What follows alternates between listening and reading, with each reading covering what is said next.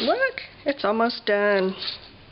This is my junk mail journal that I've been working on for a few days, and it's almost finished. It's actually turned out kind of the way I had it in my head, which is really unusual, and I like that.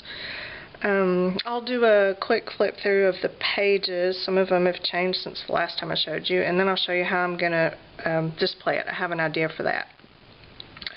I will start, if I could find okay. This is the original front and back cover of the board book. And if you remember, I cut the spine off of it so that I could open it up and fold it around. And it just kind of naturally did that. So I thought, since it naturally kind of does that, I think maybe I'll make it into a little stand-up sculptural book instead of one that you open and shut. So these are the covers. This is the scrap paper that, when I'm painting and I have that protective paper down so I don't get my surface icky. This is a piece of that. That is too. These, I think, not much has changed since the last time I showed you. But this little image, I couldn't decide where to put her. I decided she looked really good there because it's kind of a peekaboo, and she looks kind of, mysterious, so she's hiding in the little area there. This tab started bothering me. I decided I didn't like it. It looked stupid. I couldn't believe I glued it on there. I hated it.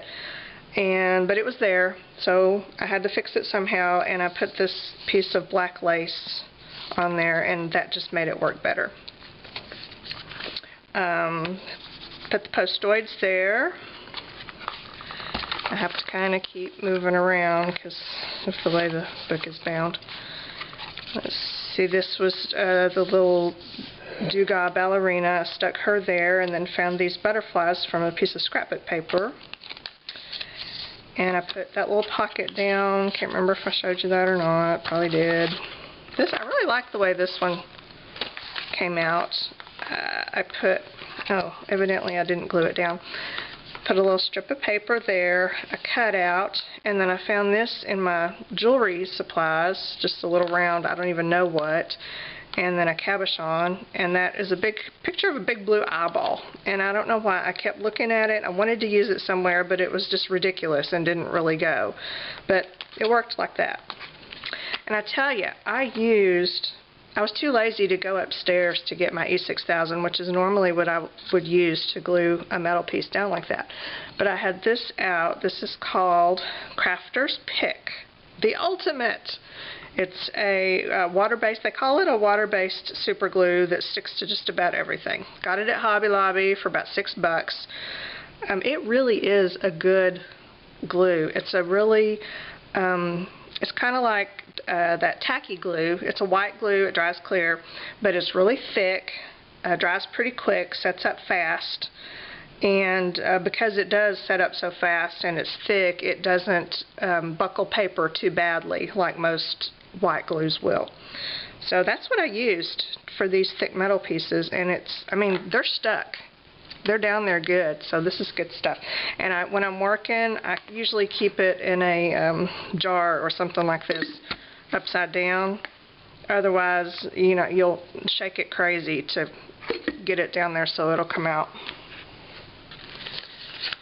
Okay, I put a piece of a napkin. That was just a paper napkin that I decoupaged right there, and then stuck this.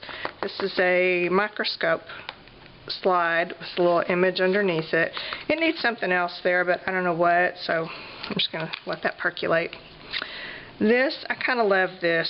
This was a happy accident. I had some happy accidents and some not so happy accidents while I was making this book. But this was a happy one. This was just one of those little coin envelopes, and I covered it with a piece of mulberry paper in a very weird and unflattering color. And I made a tag to go inside. This is just a plain shipping tag that I bought, and I decoupaged a piece of a paper napkin over it. I'll show you what that looks like. Yeah, it was that one. And if you have to peel off the backing layers, and there's usually at least two. and just use this, but when you decoupage it on there, and I used my trusty Yes paste, then the backing kind of disappears, so it almost looks like it's printed onto the tag. It's really kind of a neat look.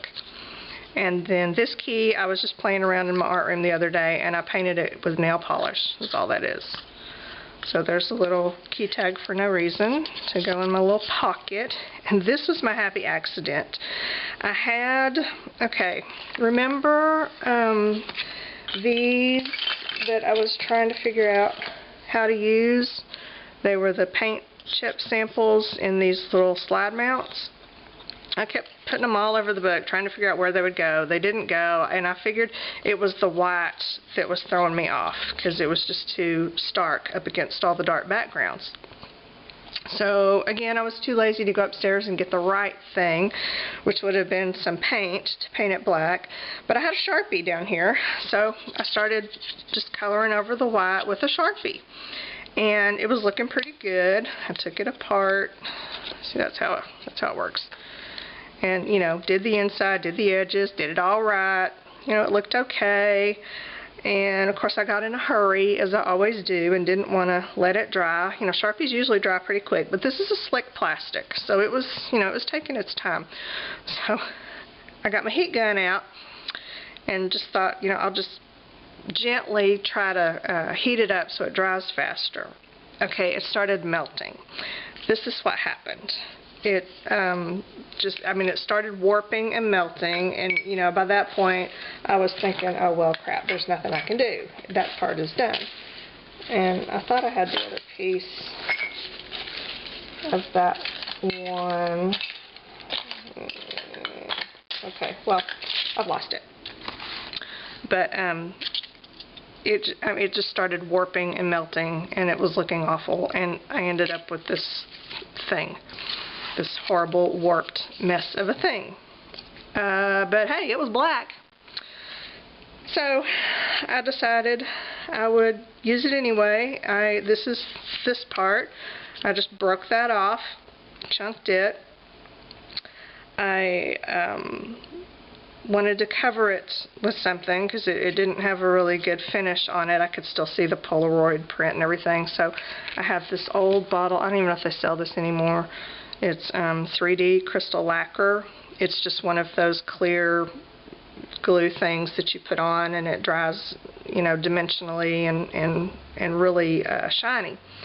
So, and this was old and thick, so it didn't spread out like it should have. So I just took the nozzle and kind of spread it out. That's why it's kind of bumpy and lumpy, and I actually kind of like the way it turned out. And then when that was dry, I just took and kind of dabbed it onto a metallic purple ink pad, and did not heat set it this time. Yes, I can learn. Stuck it down, stuck my little stone in the middle, used my crafter's pick water-based super glue to stick the stone down, and then I used a little bit too much, and glue started oozing out the sides, so I got a toothpick and was kind of, you know, cleaning up around the edge, and then I ended up ripping a hole through the mulberry paper that was over the envelope. It wasn't a large hole, but it was obvious. You could see the envelope through just in that one space. So I got my Sharpie back out and just colored black around it just to hide that. So I actually like the way it turned out. It's pretty cool. But it was just one big mistake after another. It actually turned out okay. So there you have it. Another paper napkin. That has not changed since last time. This, I think I probably added these two sticks because I saw them and they're the right size and they fit and they looked okay. So that was the whole reason behind that. I like how this turned out. This was that little spare cutout I had that I was messing with. And I put this brass piece of whatever out of my jewelry stuff. Stuck that down, stuck that little doodad on top, and I like it. I just think it looks kind of cool. And this black lace balanced it out, kind of added a deeper color so it doesn't look so washed out. So I'm happy with that. This, I still haven't done anything with this page. It's so dark and deep and awesome that I don't know what to do with it. But I had this plain pink envelope that I went ahead and bound into here. I'll talk about the binding in a minute. But I did the whole, you know, decoupaged a napkin over it, so the napkin kind of disappears, so it looks like it's printed on there. And I will probably end up putting something decorative over, you know, just stick it on there to hide that, and then I still have the pocket over here to put stuff in. A little peacock. This is an image that I'd printed out onto a transparency, and I just glued it down onto this page, but while I was gluing it, I got a little overzealous with rubbing it down with the paper towel, and I ended up rubbing some of the ink off. Okay, lemonade out of lemons. Got me. I keep one of these at my craft desk. I don't keep a piece of sandpaper, otherwise I'm tempted to just like start sanding like crazy, and I really need to do that out in the garage, so I have to keep it away from myself. So I keep these little emery boards so I can kind of keep it under control. I just kind of roughed the rest of it up with the emery board so that my mistake didn't look quite so obvious. And so it looks kind of distressed and weathered, and I like that. Library pocket covered with fabric and scrapbook paper, and that's a little label off of something. And this is another one of those little paint chip booklets, notepad things that I made that I stuck in there. And that, you may recognize, is part of the tail of the peacock. And I cut the peacock out of a big sheet of scrapbook paper, and the tail was, you know, huge. I had to chop it off, and this is part of what I chopped off, and it actually ended up looking really good right there on that book. And around we go. This turned out great. Found that image, stuck it there, poked those little, I don't even know what they are, on there. Slapped that on there for no reason. And we're back to the beginning. I know I said that I was probably going to tie the signatures in instead of sewing them, but after I got everything in like I wanted, I was really afraid that tying them in was going to start tearing the book apart, because I would have to tie them in pretty tight, and some of the things are kind of bulky, so I really wanted them to be secure, so I sewed them in. And I used the standard 3-hole pamphlet stitch tied on the back side. You can Google that, a pamphlet stitch for book binding, and it's very, very simple. I'll show you how. The only hard part of this whole thing, none of this was difficult except putting the covers together. So I got all my signatures stitched in, everything was good. Then I had these 2 covers I had to pull around. They had to meet. I had to sew them together. I just used the pamphlet stitch just like I did on everything else. You see it ended right there. I couldn't end it on the inside because I was sewing the inside shut. It was just, and it wasn't difficult, it was just kind of hard to maneuver and get it through both, and yeah, it was just kind of awkward is all it was. But it worked great. It did fine. I'm still going to tie probably some ribbons or some kind of fibers in there and have froofy things coming out the top. But there's still several more things that I'd like to do too. But you know, those are add-ons. I mean, I could display this right now and call it finished. How I'm going to display it, I'm so excited because I found something that I actually liked, and I think it's going to work. I thought I might stand it. Okay, I got this chopstick, decorative chopstick. Don't know where I got it. Had it forever. Fits just perfect in there, right? So I thought, this is great. This has this whole, you know, turnaround thing like I wanted, but I wanted it to be kind of able to swing freely. So I ended up sticking it. At first I had it in this, you know, candlestick that I got at a thrift store, which was great. Worked fine. Did like I want. Can you see that? I think you can. Yeah. Did like I wanted it, but it looked kind of funny. I think the candlestick was just a little too skinny and spindly for the big fat book. So that wasn't bringing me joy.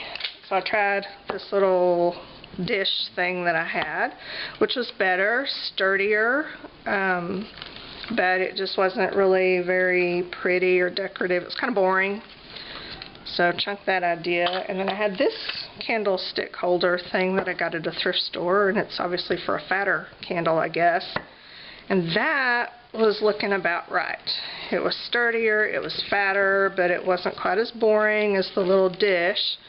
So I decided that's what I'm going to use. But, you know, I've got to had to find some way to keep the book from wobbling too much when I'm messing with it. So I've got found these big corks in my art room. Okay, my camera doesn't autofocus, so I think I have to be down here. Found these big corks. Thought it would be easy to stick this in there. It fits really well, just like that. I could stick this in there and then put the book on top. But I wanted to make sure that it would roll freely, so I found, okay, I knew I needed a washer to put the thing in so that if it did wobble around, it wouldn't end up, you know, just reaming out the whole cord. And I found these. They're called, wait, I wrote it down. Wait. Cylindrical roller thrust bearings. Yeah, I don't know what that is either. Got them from American Science and Surplus. They didn't know what they were either. So, you know, I think I paid $2 or $3 for a big package of them, and I've used them in some jewelry projects. But they have these little cylinders do kind of roll around in there a little bit. For, you know, they're obviously to put between two things so that they roll around. So I thought what I would do is stick one on the bottom of a cork. I've got my little one in the middle. I got my drill out, drilled a hole for the deal. So now all I have to do is put that there, put that there, put that there, and my book will roll freely. I've got to glue in my chopstick, and I will glue in the cork, and I'll probably put something around it in the dish to hide it. But see, now it swings freely, and I love that. That just makes me really, really happy. Yeah, so I may add a few more things to this, but for the most part, I'm calling it pretty much done. Anything that sits in my house like this is never really done, because I will occasionally pick it up. I'll see something that will look great in it. I'll pick it up. I'll stick it in there, even though I thought before that it was done, but it's really not. So, but, you know, it looks good enough to put out. I'll set it on the table somewhere or something to put it out and look at it, and I may add things to it. And someone asked the other day, okay, when I had my heat gun and was heating something so that it would dry faster, they were afraid I was going to catch my whole table on fire, which is a distinct possibility with me. But what I have underneath here, this is actually a nice wooden table in my living room that I'm working on, because my art room is more of a storage room. It doesn't really have workspace. But underneath it, I have this piece of glass that I got, again, at American Science and Surplus. I think it was maybe $3.50. It is heat proof up to 1400 degrees Fahrenheit. It is made for ovens. This is oven glass, like they put in the windows of ovens. So it's very, very heat proof. And I use this underneath anytime I've got my heat gun going, or I'm soldering, or using my torch. This is my heat-proof surface that I use. So I'm sometimes not as ignorant as I look. And I did want to tell you one other thing too. When you're gluing stuff in, and Yes Paste, I need this especially for Yes Paste, but really any glue. Like this little piece of napkin. It was one of those thin napkins that I glued in with my Yes Paste. It dried, but it still had a little bit of just a tackiness to it, and probably because I didn't let it cure long enough. But you know, I don't like to wait. So I keep a little container with powder in it. This happens to have shower to shower with baking soda and cornstarch. You can use any kind of, you know, baby powder. You can use cornstarch. just any kind of a little powder like that, and then a really soft brush, and I will go over any sticky areas and just put the powder on them. The powder will stick to any glue that's exposed, and it won't be sticky anymore. This is especially helpful with, this is one of my other favorite glues, Tombow Mono Multi Liquid Glue. It's the kind that it dries tacky. So, you know, when it's completely dry, it's still sticky, and it's supposed to be. It's, you know, you can use foils and stuff over it. But it's a really, really good instant stick-'em glue. But if a little bit squeezes out of the side of whatever you're gluing down, it's going to be sticky forever. So I just take a little powder on my brush, cover it, and the sticky goes away. I know, genius tip. I wish I could remember who taught me that, but I can't. Okay, that's it. Book is pretty much done. If I add something significant, I will show you, but otherwise, we're calling it finished.